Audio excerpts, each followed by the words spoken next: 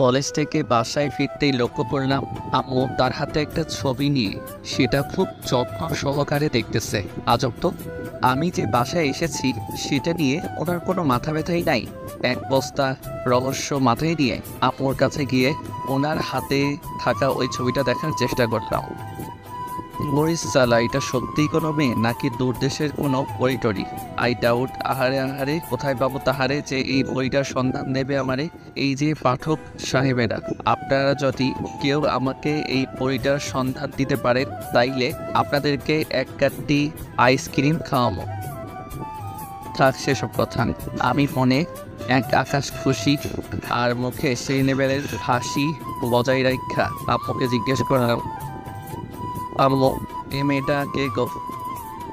এটা আমার বান্ধবীর মেয়ে রিয়া।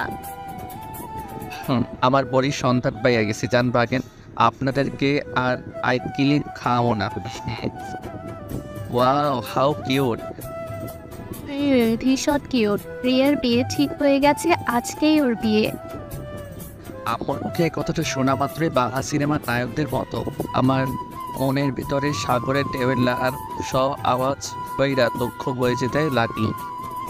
সালারে প্রথম কোটা মাইয়া দেখা ক্রাশ খাইলাম, আর তার কিনা আজকেই বিয়ে। বিয়ে কিন্তু আম্মু, রিয়া তো দেখছি অনেক ছোট্ট। তার বরটাও তো ছোট্ট।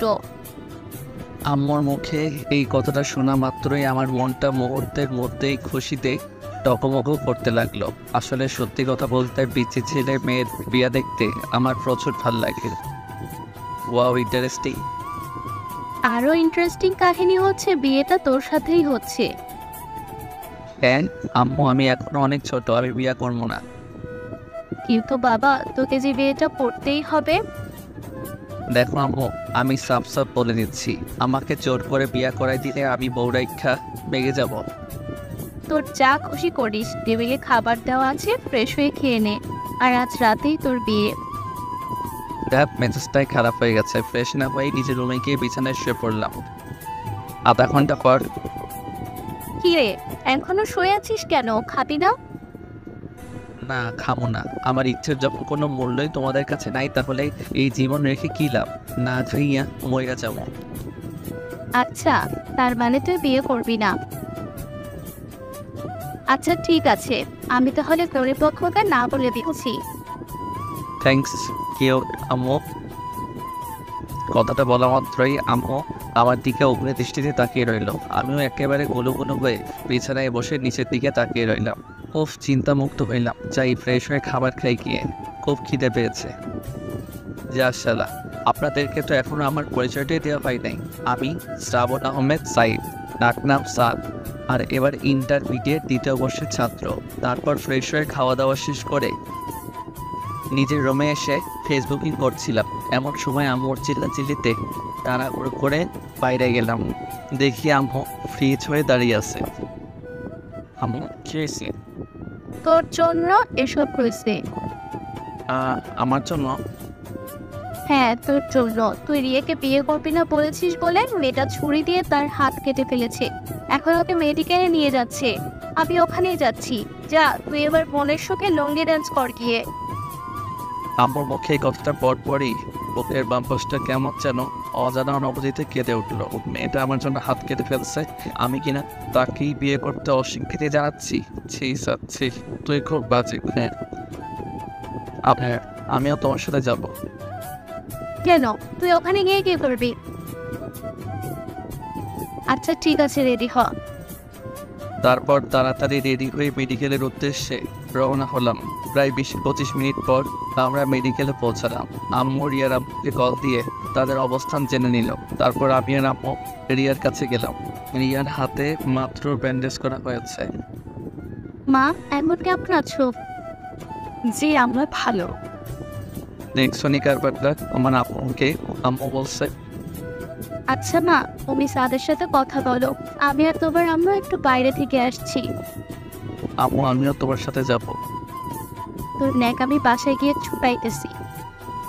কথাটা বলেই আম্মু আর আমার শাশুড়ি মা তো অবু শাশুড়ি মা বাহিরে চলিয়া গেলেন, আর আমি প্যাটকেলের মতো চুপচাপ হইয়া রিয়ার পাশে বসিয়া আছি। কি ব্যাপার, কিছু বলছেন না যে? আপনি হাত কেন কাটছেন? বাট এই এটা কোনো কথা হলো? ওয়াও, রাগলে তো তোমাকে ভীষণ কিউট বাচ্চাদের মতো লাগে। ছি, আমি বাচ্চা? আপনি আমাকে বাচ্চা কইলেন? ওলে বাবুলে, কাঁদে না। আমি কাঁদলে আপনার কি? আপনি তো আমাকে ভালোবাসেন না। কে বলছে বাসি না? না বাসলে কি আর তোমার কাছে ছুটে আসতাম? তাহলে আপনি আমাকে বিয়ে করতে রাজি হচ্ছিলেন না কেন? তা রাজি হয়ে গেলে কি আর বুঝতে পারতাম আমার পিচ্ছি কিউটে টিপ্পা বউটা আমাকে কতগুলো ভালোবাসে? আমার কথাটা শোনা মাত্রই রিয়া লজ্জায় লাল হয়ে নিচের দিকে তাকিয়ে মুচকি মুচকি হাসতে লাগলো। এমন সময় আমার আর রিয়ার আম্মুর আগমন ঘটলো। কি রে, হয়েছে? তাহলে চল বাসায় চল। কি ব্যাপার আয়? আম্মু, আমি রিয়াকে বিয়ে করব। আলহামদুলিল্লাহ। তারপর সোজা কাজী অফিস। বিয়ার কাজ সম্পন্ন করে রিয়া থুকু বউ নিয়ে বাসায় ফিরলাম। রাত প্রায় 12টা। এমন সময় বাসর ঘরে ঢুকেই যা দেখলাম তা দেখার জন্য আমি মোটেই প্রস্তুত ছিলাম না। বাসর ঘর পুরোটাই খালি। আমার বউ কই গেল? আমার বউ পালাইছে। আম্মু গো। ঠিক তখনই কে যেন আমার মুখ চেপে ধরলো। আমিও একেবারে কিলাইয়া টিলাইয়া তাহাকে ছাড়াইলাম। শালা কত বড় সাহস, আমার মুখটা চাইপা ধরছে। তারপর যেই তার দিকে তাকালাম, আম্মু ভূত ভূত বইলা চেঁচাইতে লাগলাম। তিনি আমার কলার ধরিয়ে আমাকে ওনার মুখের কাছে নিয়ে, এই আপনার কি কোনো কমন সেন্স নাই? যা শালা, এটা তো আমার বউ, হাইরে কাম সারছে। তাই লিখে এতক্ষণ আমার পিচি বউটাকে আমি কিলাইলাম? ও তুমি? বাসর রাতে জামাই বউকে আদর করে আর তুমি আমাকে মারলা? ও ও, আমি ভাবছি অন্য কেউ আমার মুখ চাইপা ধরছে তাই। এই তুমি আমার সাথে কথা বলবা? কি রে হারামজাদা, তুই বাসর ঘরে রেখা বলতেছিস বলে ভাবছে ওটা চাইতেছে? কথাটা বইলাই রাগে ফুসফুস করতে করতে আমাদের বাসর ঘরের দরজাটা বাইরে থেকে ছিটকানি লাগাইয়া আমার দরজার আম্মুটা চলে গেল। সরি। তোর ফরের কুষ্টি কিলাই। ও খুব লেগেছে, আমি আদর করে দেই। এই তুই আমাকে টাচ করবি না। আমার মা গো, হারাম জাদা, কিরা তো আসতে দেশ নাই। আমার পুরো পিঠটা ও ওগো, আমি সত্যিই বুঝতে পারি নাই। প্লিজ আমাকে আর ভুল বুঝা ধরে রাখো না প্লিজ। এই একদম ন্যাকামো করবা না বলে দিচ্ছি। বেশি কাপ ছাপ করলে ঘর থেকে বের করে দিব। তাও হইব না, আম্মু বাইরে থেকে ছিটকানি লাগাই দিচ্ছে। তাতে কি হয়েছে? টয়লেটের দরজা তো আর অফ করে নাই, ওইখানে পাঠিয়ে দিব। আম্মু, আপুকে ডেকে আর লাভ নাই বাবু, আপু আর এখানে আসবে না। বউ বউ গো, কেমনটা লাগে? শালার সেই ছোটবেলা থেকে এই বাসর রাত নিয়ে কত স্বপ্ন ছিল আমার। একটা সেই লেভেলের কিউট বউ হবে আর সে শুধু আমাকেই ভালোবাসবে। কিন্তু শালার প্রথম স্বপ্নটা সত্যি হলেও দ্বিতীয়টা আমি আর বলতে পারবো না। আমার কান্না পাইতেছে। বউ গো, আজকের মতো মাফ করে দেওয়া যায় না? আর এমন ভুল হবে না। সত্যি তো? হুম, সত্যি। আচ্ছা ঠিক আছে, যাও, মাফ করে দিলাম। আমার কিউট বউটারে একটু ধইরা দেখি। আল্লাহ, ওকে ধরবা সেটাও পারমিশন দিতে হবে? সকালে রিয়ারটাকে ঘুম ভাঙলো। এই তোমার কফি টেবিলের উপর রেখে গিয়েছি, খেয়ে নাও। তুমি কই যাচ্ছ? আমার কাজ আছে। আমার এখানেও কাজ আছে, আমার কাছে আসো। কি কাজ? আমাকে খাইয়ে দাও। আমি পারবো না। থাক, লাগবো না। বলে ও বাবু তো কি লাভ করেছে? নাও বাবু, খাও। যেই কফির মগে মুখ দিতে যাব ঠিক সেই মুহূর্তেই হারামিগুলোর আগমন। মামা, কি অবস্থা? কালকে রাতে এতগুলো কল দিলাম, বাট কল ধরিস নাই কেন? আমি জানতাম তো তোরা আমার বাসর রাত্রেও কল দিয়ে বলবি দোস্ত কি করিস, তাই আগে ভাগে ফোনটা সাইলেন্ট করে পাশের রুমের চার্জে রেখে আসছিলাম। আচ্ছা দোষ, কবে খাবে না? ওই হারামজাদা, তোরা আর সময় পাইলি না, এই টাইমে তোদের এন্ট্রি নিতে হলো। দেখছিস এখানে একটা রোমান্টিক সিন চলতেছিল। এই কি হচ্ছে এসব? আপনারা বসে গল্প করেন, আমি আপনাদের জন্য কফি নিয়ে আসছি। আচ্ছা ভাবি। ওয়েল, তুই আমার বউয়ের দিকে তাকিয়েছিলি কেন? দোস্ত, এত সুন্দরী বউ তুই কই খুঁজে পেলি? ওই শালা চুপ কর, আর তোরা কফি খেয়ে বিদায় হ। আরে বেটা, শুধুমাত্র কফির জন্য কি সাত সকালে এসেছিস? তো কি জন্য আসছিস? আমাদের ট্রিপটা আমার কাছে কোনো টাকা নেই। দেখ দোষ, এই সকাল সকাল বউয়ের হাতে আদর খাবি তাই তো? তাহলে আমরা যদি তোর রুম থেকে না যাই তাহলে কেমন হবে বলতো? দোস্ত প্লিজ তোরা যা, না হলে না হলে কি? আমি কান্দো। দেখ দোষ, এসব ন্যাকামো করে কোনো লাভ হবে না। তারপর অনেক ঠেলাঠেলি কইরাও আমার পকেটটা বাঁচাইতে পারলাম না। কিছুক্ষণ পরই রিয়া কফি নিয়ে রুমে প্রবেশ করলো। তারপর কফি খাইয়াই হারামিগুলো চলে গেল। আপু আম্মু রিয়া আর আমি বসে নাস্তা খাচ্ছি। এমন সময় রিয়া তার পা দিয়ে আমার পায়ে গোতা মারলো। কি? খাইয়ে দাও। পারবো না। সাথে সাথে রিয়া হাত ধুয়ে খাবার টেবিল থেকে উঠে গেল। রিয়া কি হয়েছে? আম্মু আমি খাবো না। শান, তুই রিয়ার সাথে কি করছিস? কই আমি তো কিছু করি নাই। যা, খাবার নিয়ে রুমে গিয়ে রিয়াকে খাইয়ে দিবি। আমি পারবো না। সাথে সাথে আম্মু সহ আব্বুও সেই লেভেলের রাগ নিয়ে আমার দিকে তাকাতেই, আরে যা, যাচ্ছি তো। আসলে দুঃখের কথা কি আর বলবো রে ভাই, শালার এই বাড়িতে আমার কোনো সম্মানই নাই। খাবার নিয়ে রুমে গিয়ে দেখি আমার পিচ্ছি বউটা এক আকাশ সমান ওইবার নিয়ে বসে আছে। তোমার জন্য খাবার আনছি, খেয়ে নাও। কি ব্যাপার, কিছু বলতেছো না কেন? বাবু খাও। তুমি আমাকে একটুও ভালোবাসো না। কে বলছে আমি আমার কিউট বউটারে ভালোবাসি না? আমি তো তোমাকে অনেক ভালোবাসি। সত্যি? সত্যি। এবার লক্ষ্মী মেয়ের মতো খেয়ে নাও তো। নিজের খাওয়া রাইখা বউরে খাওয়াই দিতেছি আর দুঃখের টেলায় মনে মনে গান করতেছি, ভালোই ছিলাম আমি বিয়া না বইয়া, বিয়া কইরা এখন আমি কান্দি বইয়া বইয়া। তুমিও খাও। এখন ভাল লাগছে। তারপর খাওয়া দাওয়া শেষ করে বাইরে বের হলাম। মনের সুখে হাঁটতেছি, এমন সময় কয়েকটা ময়দা সুন্দরীর চেঁচামেচিতে পিছনে ফিরে তাকালাম। এই রে, কাম সারছে, এরই তো আমার ক্লাসমেট। যাই তাড়াতাড়ি, নইলে আমার 12টা বাজাবে। এই হারামি, পালাচ্ছিস কেন?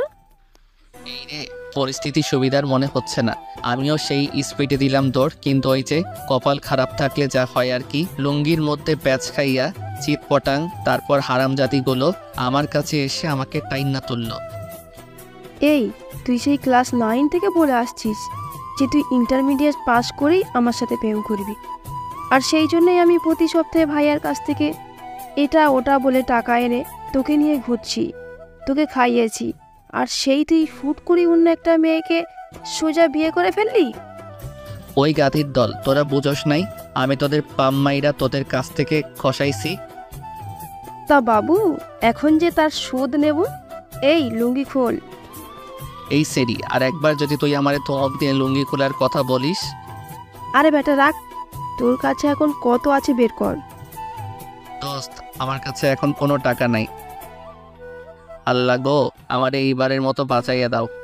বুদ্ধি পেয়ে গেছে আঙ্কেল, দেখেন আপনার মেয়ে আমাকে ইফটিজিং করতেছে। মুহূর্তের মধ্যে 3 হারামজাদি উদাও। পরিবেশটা কত শান্ত, কোনো হইচই নাই। শরীরে মোটামুটি একটা ভাব আসছে। বাসায় জায়গা। অন্যদিকে হারামজাদিগুলো দৌড়াইতে দৌড়াইতে কিছু দূর যেতেই, এই দাঁড়া তো, আব্বু তো সকালে ঢাকা গিয়েছে, বলেছে কাল ফিরবে। তাহলে আব্বু এখানে কোথা থেকে আসবে? হইছে কাম, শালাই আমাদের টপ মারছে। হারামিটারে আর একবার পাই আলোই। যাক বাবা, ভালোই ভালোই বাসায় পৌঁছালাম। আমার রুমে যেতেই, এই তোমার লুঙ্গিতে ময়লা কেন? পরে গিয়েছিল নাকি? আচ্ছা যাও, লুঙ্গি পাল্টে এসো। সারা লুঙ্গি আর পরুম না। আরেকটু হলেই তো গিয়েছিলাম। তারপর লুঙ্গি চেঞ্জ করে 3 কোয়ার্টার পরে বউয়ের সামনে যেতেই, এই তোমার কি কোনো কমন সেন্স নাই? বিয়ে করে ফেলছো আর এখনো 3 কোয়ার্টার পর আর ছাপতে পারোনি? প্যান্ট পরে আসো, যাও। ভাল লাগে না। যাও বলছি। তারপর বাধ্য হয়েই থাক আর বলবো না। রাতে খাবার খেয়ে নিজের রুমে এসে ফেসবুকে বান্ধবীর সাথে চ্যাট করতেছিলাম। এমন সময় রিয়া এসে, এই তুমি কার সাথে চ্যাট করো? আরে আমার ফ্রেন্ডের সাথে। মেয়ে ফ্রেন্ড নাকি ছেলে? ছেলে ফ্রেন্ড। মিথ্যা বললাম। ও আচ্ছা, মোবাইল রাখো। কেন? আমাকে আদর করো। এখন না, পরে। না, এখন। কথাটা বলেই ও আমার উপরে শুয়ে আমার ঠোঁটের সাথে ওর ঠোঁট জোড়া এক করে দিল। পরের দিন বিকেলের দিকে ছাদে বসে গান করছি, এমন সময় রিয়া এসে এই তুমি এখানে গান গাচ্ছ? হুম। তাহলে আমাকে নিয়ে একটা গান গাও তো। ওকে বাবু। রিয়া, তুমি বড়ই ফাজিল শয়তান। তুমি করোনা আমার ইজ্জত সম্মান, তুই মায়াটা বেশি সুবিধার না। এই 2 দিনে আমার জীবনটা করে দিয়েছ তেনা তেনা। ওরেও দজ্জাল আর বজ্জাত মেয়ে, সারাদিন শুধু প্যারা দাও, কাজ নাই, খেয়ে দে। কি? আমি তোমাকে প্যারা দেই? আচ্ছা ঠিক আছে, আমি আর তোমার সাথে কথাই বলবো না। কথাটা বলেই সেই লেভেলের অভিমান নিয়ে রিয়া ছাদ থেকে নেমে গেল। এটা কিছু হলো? এত সুন্দর একটা গান শোনাইলাম, কোথায় আমাকে একটা নোবেল ছুঁড়া মারবো তা না, উল্টো ছাড়ি থাকবালার গানই গাইবো না। ছাদ থেকে নেমে রিয়ার কাছে গিয়ে, বাবু তুমি রাগ করছো কেন? তুই আমার সাথে কথা বলবি না। কেন? এমনি, তুই এখন আমার সামনে থেকে যা। তোর বালা আর ভাল লাগে না। ক্যারাজের শালার বিয়া করতে গেছিলাম, বাসা থেকে বেরিয়ে সোজা আড্ডাখানায় চলে গেলাম। ওখানে যেতেই আরে শালা তোরা দেখ কে আসছে। ওই হারামজাদারা আমারে আর দেখোস না, সবগুলো ফেল ফেল করে তাকিয়ে আছিস কেন? না মানে তুই বউরেখা এখানে কেন? আরে বেটা, তোদের সাথে আড্ডা নেওয়া দিয়ে কি আর আমি ভালো থাকতে পারি, তাই চলে আসলাম। তারপর হারামিগুলোর সাথে আড্ডা শেষ করে রাতে বাসায় ফিরলাম। ওরি বাবা কি ঠান্ডা গো! তাড়াহুড়ো করে রাতের খাবার খেয়ে নিজের রুমে এসে কম্বলের নিচে ঢুকলাম। ধর শালার বউ কই গেল? কিছুক্ষণ পরে রিয়া রুমে এসে কম্বলের নিচে ঢুকলো, আর আমিও সাথে সাথেই জড়িয়ে ধরলাম। এখন প্রচুর ভালো লাগছে। এই তুমি আমাকে ধরলা কেন? ও মা, আমার বউকে আমি ধরবো না? না ধরবা না, আমি তো তোমাকে প্যারা দেই, তোমার জীবন তেনা তেনা করে ফেলছি। আরো যেন কি, ও আমি ফাজিল বচ্চাত, তো এখন আমার কাছে কি? বউ সরি, আর অমন হবে না তো তোরই। খবরদার আমাকে টাচ করবা না। ও ভীষণ ঠান্ডা লাগতেছে। লাগুক ঠান্ডা, মর গিয়ে। আমি আর এক মুহূর্ত দেরি না করে ফট করে কম্বলের নিচ থেকে বেরিয়ে রুম থেকে বাইরে চলে আসলাম। আইসাই চাদর গায়ে জড়িয়ে রিয়ান অপেক্ষায় বসে থাকতে লাগলাম। যা সারা 5 মিনিট হয়ে গেল, এখনো আসছে না কেন? কি ব্যাপার, ও আবার কোথায় গেল? দেখি তো কি করতেছে। যেই মাত্র দরজা খোলার আওয়াজ পেলাম, সাথে সাথে চাদর গায়ে থেকে ফেলে দিয়ে ঠান্ডায় কাঁপতে শুরু করলাম। এই তুমি খালি গায়ে এখানে কাঁপতেছো কেন? চলো রুমে চলো। না যাবো না, আমি ঠান্ডায় আজকে এখানেই মরবো। আমলা কো, তুমি সব কি বলতেছো? আমি তো তোমাকে রাগ করে এই কথা বলছি, তাই বলে তুমি সেটা সিরিয়াসলি নেবা? নেব। প্লিজ বাবু, তুমি রুমে চলো। ওকে চলো। পরের দিন ভোরে উঠে ফ্রেশ হয়ে এয়ারপোর্টের উদ্দেশ্যে রওনা হলাম। আরে আপনাদের তো বলাই হয়নি, আসলে আজকে লন্ডন থেকে ভাইয়া আসবে, ওকে রিসিভ করতে এয়ারপোর্টে যাচ্ছি। ভাইয়া পেশায় একজন ডাক্তার, আর এই জন্যই কয়েকটি গুরুত্বপূর্ণ অপারেশনের জন্য কিছুদিনের জন্য লন্ডন গিয়েছিলেন, আর সেই জন্যই বেচারা আমার বিয়েতে উপস্থিত থাকতে পারেননি। যাক বাবা, ভালোই ভালোই ভাইয়া দেশের মাটিতে পা রাখলেন। তারপর ভাইয়াকে নিয়েই একেবারে বাসায় ফিরলাম। ঘরে প্রবেশ করতে রিয়া ভাইয়াকে দেখা মাত্রই সালাম করলেন। থাক থাক, তা আম্মা তোমার এই ফাজিল ছেলেটা এত লক্ষ্মী একটা মেয়ে কিভাবে পেল? মেয়ে আমাকে জোর কইরা বিয়া করছে। আমার বুকে এই কথাটা শোনা মাত্রই রিয়া অভিমানে আমার দিক থেকে মুখ ফিরিয়ে নিল। তবে যেটাই বলিস, তুই কিন্তু অনেক লাকি যে এমন একটা বউ পেয়েছিস। অবশ্য এদিক থেকে বলতে পারিস আমি সত্যি অনেক লাকি। আমার মুখে এই কথাটি শোনা মাত্রই রিয়া সব অভিমান মুহূর্তের মধ্যেই বিলীন হয়ে লজ্জাতে পরিণত হলো। রাতে আমি, আপু, ভাইয়া আর রিয়া 4 জন মিলে লুডো খেলতেছি, এমন সময় আম্মু এসে, ইয়াহিয়া, ওর মা কবে আসবে? বলেছে তো তিথিকে নিয়েও কালকেই চলে আসবে। ও, ভাইয়া তিথিও আসবে? হুম। এই তিথিকে? ভাইয়ার শালিকা মানে আমার বেয়াই। আমি আর খেলবো না, সে কি, কেন? আমার ভালো লাগতেছে না। এই তুমি একটু এদিকে আসো। না আমি যাবো না, আমি খেলবো। এ বেটা যা, দেখে আয় কি জন্য ডাকে। তারপর রিয়ার সাথে রুমে যেতে রিয়া রুমের দরজা লাগিয়ে দিল। পরক্ষণে আমি, মা গো, বাবা গো, বাঁচাও, এই একদম ন্যাকামো করবা না বলে দিচ্ছি। আমায় ছেড়ে দাও। এই আমি যা বলবো শুনবা তো? সব শুনবো। তাহলে কালকে সকালে আমাকে নিয়ে আমাদের বাসায় চলে যাবা। না যাবো না। কেন যাবা না? আরে কালকে আমার বেআইন আসবে। বেরিয়ে আসবে তাই না? তো তুই এখানে কি করবি? চল কালকে আমাদের বাসায় যাবি। আরে বললাম তো যাব না। তুই আমার মুখের উপর কথা বলস? এখনই আম্মুকে ডেকে বলবো যে তুই আমাকে ভালোবাসিস না, আর তুই অন্য মেয়েদের সাথে লাইন মারস। কি বাবু, এবার যাবা তো? রিয়া, এটা কিন্তু বেশি বেশি হয়ে যাচ্ছে। আম্মু? ঠিক তখনই আমি ওর ঠোঁট জোড়ার সাথে আমার ঠোঁট এক করে দিলাম। 5 মিনিট পর, ওই তুই আমাকে ইয়ে করলি কেন? ভাল লাগছে তাই। তুই তো আমাকে ভালোই বাসিস না। যা তোর বেআইনের সাথে গিয়ে টাঙ্কি মার। পরে বাবুরে আমার কিউট বউটা কি রাগ করছে? ও বাবু, আচ্ছা ঠিক আছে, আমরা কালকে সকালে তোমাদের বাসায় যাবো। এবার একটু হাসো। সত্যি? সত্যি। উফ, এই বালডার জ্বালায় বেআইনের সাথে একটু টাঙ্কিও মারতে পারবো না। পরের দিন সকালে রাস্তা করেই শ্বশুর বাড়ির উদ্দেশ্যে রওনা হলাম। আলহামদুলিল্লাহ ভালোই ভালোই শ্বশুর বাড়ির কাছাকাছি পৌঁছালাম। মনের মধ্যে একটু জামাই জামাই ভাব নিয়ে শ্বশুর বাড়িতে পা রাখলাম।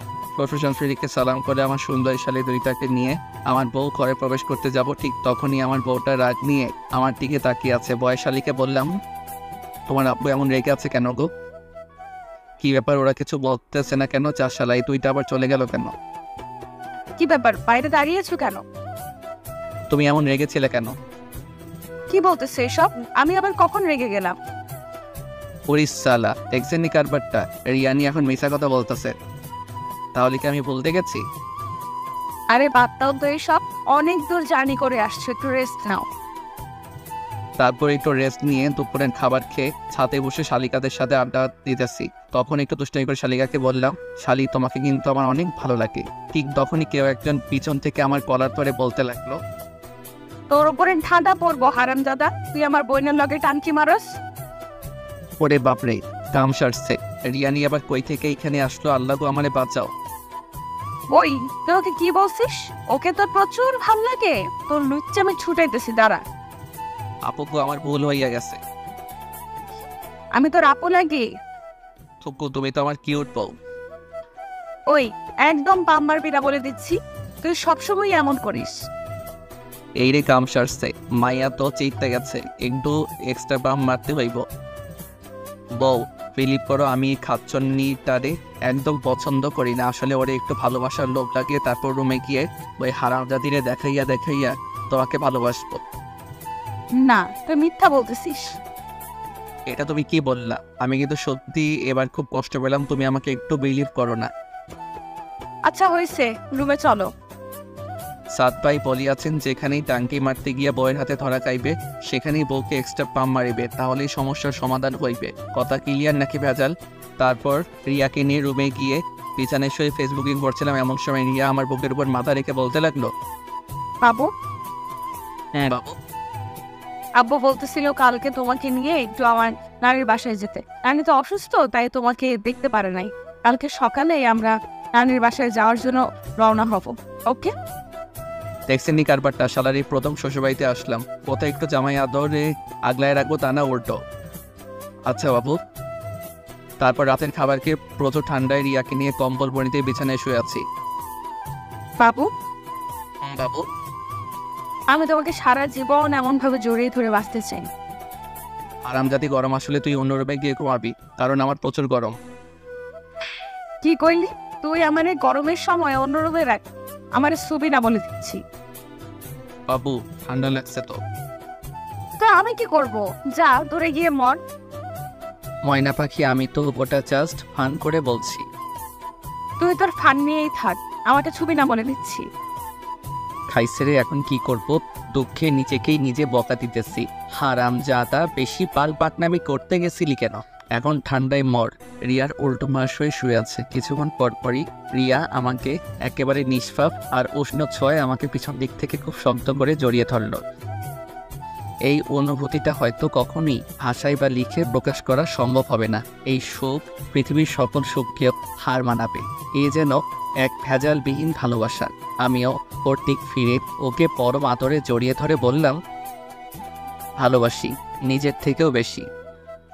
রিয়াও পরম সুখে একেবারে নিষ্পাপ বাচ্চাদের মতো আমার বুকে মুখ লুকালো।